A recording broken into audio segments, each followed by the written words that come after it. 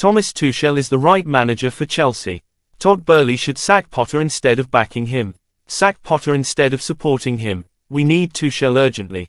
Graham Potter has Todd Boehly's backing at Chelsea for the foreseeable future, so he doesn't need to start panicking and starting battles with referees.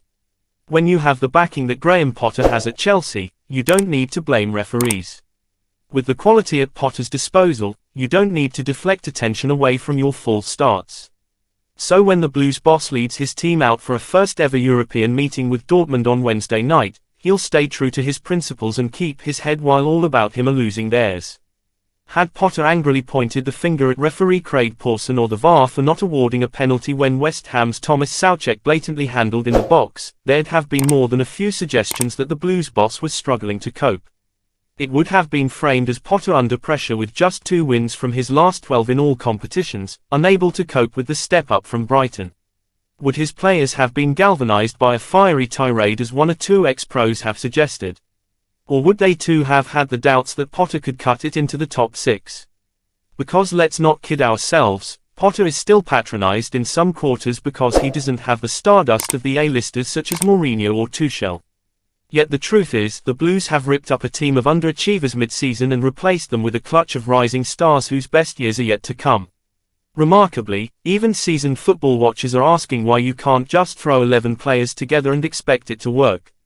Behind the scenes at Chelsea, there is far more realism, especially in the absence of a recognized striker.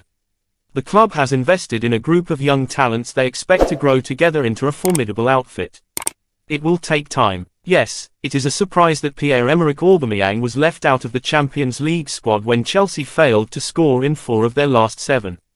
In addition, the West Londoners have only scored more than 1 goal in a game just once since November.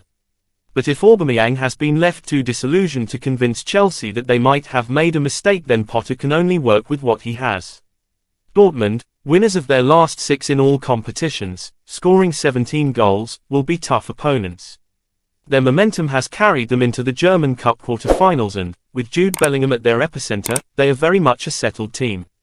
The opposite, if you will, to Potter's Chelsea. Whatever the result at the Signal Iduna Park, Chelsea owners Todd Boehly and Bedad Eghbali are looking at the long term.